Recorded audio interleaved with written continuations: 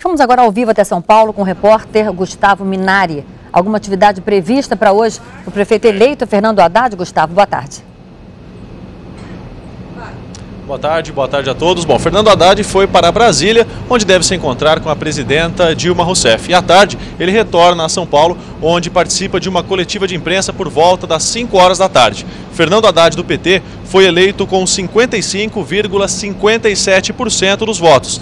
Já José Serra, do PSDB, teve 44,43% dos votos válidos. Em Campinas, o maior colégio eleitoral do interior do estado, Jonas Donizete, do PSB, foi eleito com 57,69% dos votos válidos. Bom, ontem aqui em São Paulo, Fernando Haddad comemorou a vitória.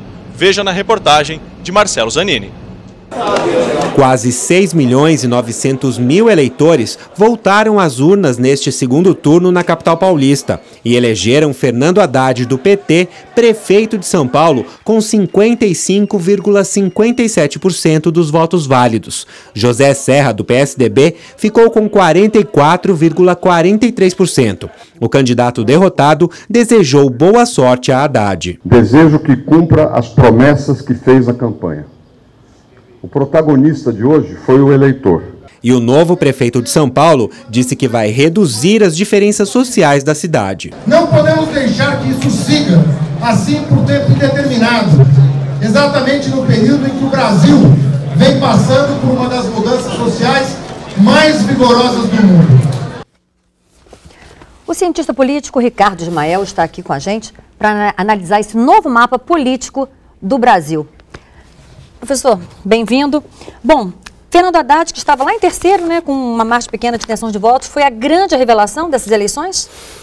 São Paulo é um caso específico, né? Porque eu acho que no caso de São Paulo prevaleceu dois aspectos. A ideia de renovação, que foi muito bem percebida com a intuição que já lhe é peculiar pelo presidente Lula, né?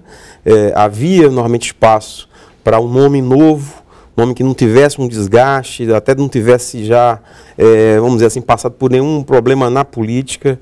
Então, Fernando Haddad, o Chalita, o Russomano em algum momento foi esse nome que não tinha grandes desgastes, mas certamente quando começou a ser atacado caiu.